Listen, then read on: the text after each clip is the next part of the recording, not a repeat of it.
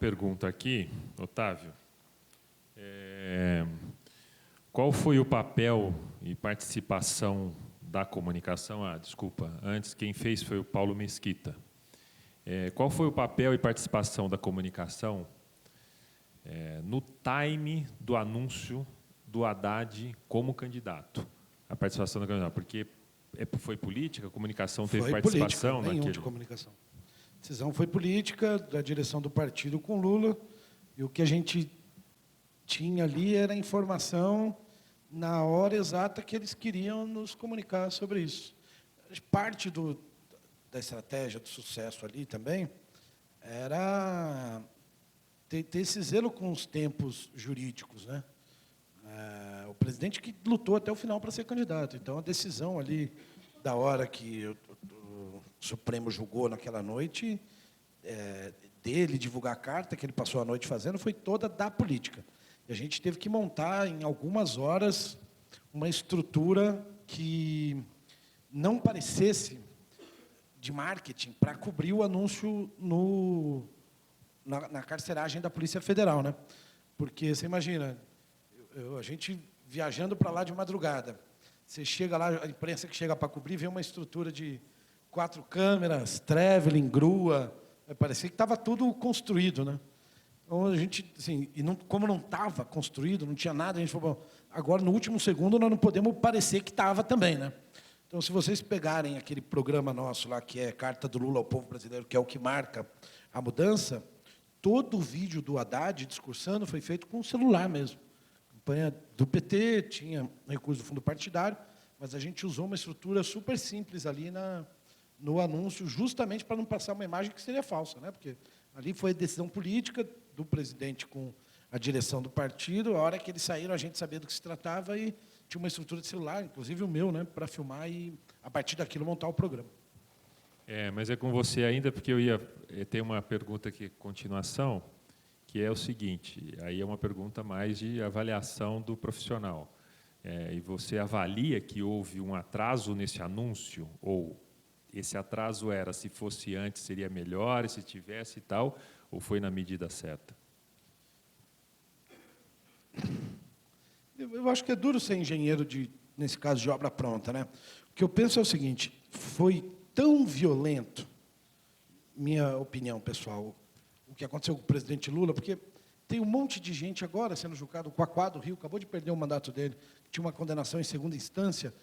A única candidatura com condenação em segunda instância proibida de disputar a eleição no país inteiro foi o Lula. Então, teve uma lei que valeu, tem até agora, um monte de coisa sendo julgada agora. Gente que tinha condenação em segunda instância está tomando posse, gente que vai tomar posse, gente que não tinha condenação em segunda instância, que tinha condenação e não vai tomar posse. Mas o único que foi proibido com esse tipo de condenação foi o Lula. Então, ele querer lutar por isso até o final, e ele não desistir da candidatura dele, eu acho que era um imperativo histórico, inclusive, da biografia dele. Assim, não cabia muito a comunicação ou a política determinar esse time, né? Ele lutou até o último segundo. A candidatura dele só deixou de existir na hora que o Supremo julgou. Ponto. Se, minha impressão, o PT tivesse antecipado a substituição dele, porque agora perdeu, né? Você fala, não, podia ter antecipado, apresentado o Haddad antes. Mas eu assistia quase, todo mundo assistia. Se passasse perto da cabeça do eleitor do Lula, que o PT tinha largado o Lula em Curitiba para seguir a vida com o Haddad, essa votação que nos levou ao segundo turno, nós não teríamos, em hipótese nenhuma. Foi a defesa do Lula, da figura do Lula, figura humana do Lula, e do seu legado, que deram condições de arranque para o Haddad, né? E esta condição só estava posto que o PT defendeu a candidatura do Lula até o último segundo. Então, deste ponto de vista, essa é a minha opinião. Agora, para além disso, é duro. É um exercício de... Tá bom. Antes de abrir, eu sei que tem alguém fazendo a pergunta, mas eu tenho aqui duas perguntas aqui.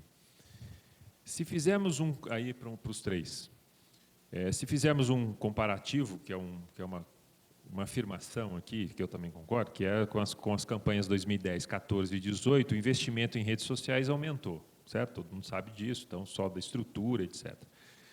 Vocês acreditam que isso tende a crescer até ganhar mais espaço que investimento nas outras mídias, para não dizer mídia tradicional, como diz o Eli? Posso começar, porque isso eu acho que depende muito do tempo de TV que você tem. Se quem tem 5 minutos de TV, eu respondia isso na campanha. A campanha do PT foi com fundo partidário, foi com fundo eleitoral, é certamente uma das campanhas mais baratas que o PT fez desde os anos 90. Isso não significa que não tivesse, em comparação a outras candidaturas, os recursos que eu considero adequados para uma campanha. Tinha também, todo mundo sabe disso aqui, uma ilha da fantasia do que era o marketing. Você gosta do cara sair bilionário de uma campanha. Então, tinham recursos adequados. Para nós, a TV foi muito importante. Foi muito importante. Como você fala para o povo brasileiro inteiro que, a partir deste segundo, o Lula não era mais candidato, que agora era o Haddad. Quer dizer, mesmo para nós, todo mundo que estava no meio, tinha uma confusão danada. Imagina para o cidadão que estava preocupado em sobreviver, trabalhar o dia inteiro, pouquinho de tempo que ele tinha era para ver futebol, ou cuidar dos filhos, não estava com a cabeça muito em campanha ainda. O canhão da TV, para nós, foi fundamental. Então, nós investimos, vou chutar aqui proporcionalmente, 70 a 30, com muito investimento em rede social, eu penso, 30. Os profissionais de rede social ainda são profissionais mais baratos. A minha conclusão ao final da campanha é que eu nem sei se isso é justo pelo grau de demanda, de exigência que tinha. Aquela semana sem TV do primeiro e segundo turno, a gente só dependia de rede social. Aquilo era uma aflição para quem está acostumado a fazer campanha com TV. Para quem não estava com TV, outro papo, mas para nós era desesperador, né? Mas a verdade é que são profissionais ainda com uma remuneração um pouco menor, eu não acho que isso seja adequado, e que bom, tem um peso na campanha, não estou falando de pré-campanha, na pré-campanha só eles que brilham. Tem um estrategista que ajuda a determinar qual é a linguagem, qual é a forma, qual é a mensagem, mas o centro, 100% é rede social, né? Mas na campanha, eu penso que nos próximos anos isso vai derivar objetivamente do peso, do tamanho, da quantidade de minutos que as candidaturas vão ter. Porque não é verdade, gente, não é verdade que a TV não impactou. Falo pela nossa candidatura, nossa campanha foi toda... O que o Lula diz aqui, que, por óbvio, a campanha do Alckmin surtia efeito até o momento do atentado. Todo mundo que estava vendo pesquisa sabia disso. Estava em aberto a disputa pelo segundo lugar. O primeiro era do Haddad, estava em aberto o segundo.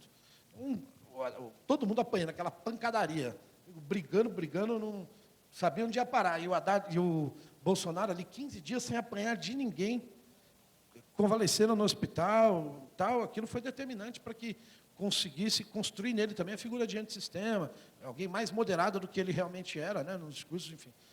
Então, eu penso que é isso, tem relação direta com o tempo de TV. Eu concordo com o Otávio. Eu acho o seguinte, eu acho que em curto espaço de tempo a gente não vai ter uma diminuição do investimento em TV, não.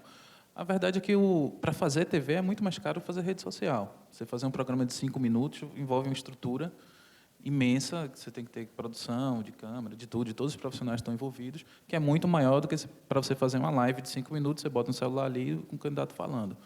Então, o investimento, eu acho que ainda vai passar um tempo, para quem tiver tempo relevante de TV, ainda vai passar um tempo sendo maior em TV mesmo.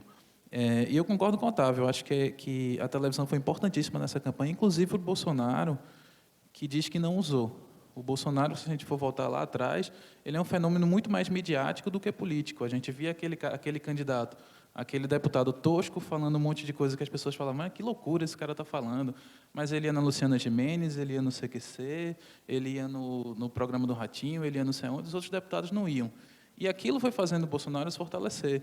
Porque você repete tanto aquelas loucuras que as pessoas começam a se identificar com elas. Junta com o processo de desencanto com a política, né, com o sistema todo, com o PT, com o PSDB, com os partidos que estavam acostumados a estar no poder, esse fenômeno midiático cresce, e quando chega na campanha, ele está...